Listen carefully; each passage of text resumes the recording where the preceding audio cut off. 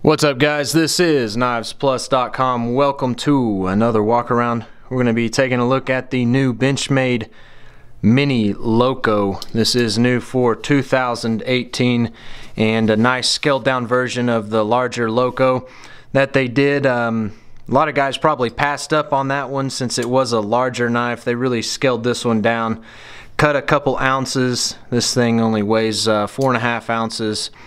And just a really nice EDC knife here. You got a black G10 handle, smooth, no texture on there or anything.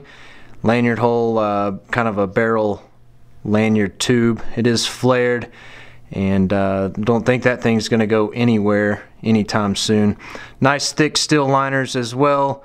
Some back spacers there, and you've got a matching pivot and axis lock hardware. Does have the oval shaped opener, and like any other Benchmade, just opens and closes very smoothly.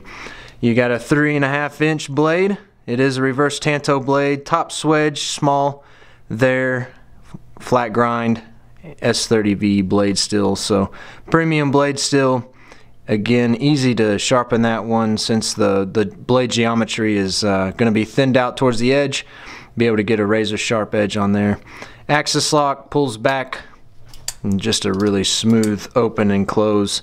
It's got a 7.5 inch overall length, and the way that handle is kind of curved like this, it almost grips your hand when you have it there. The ergonomics on this one's probably one of my more favorite. It just feels amazing. You could do some heavy work with this. Nice thick spine on the blade.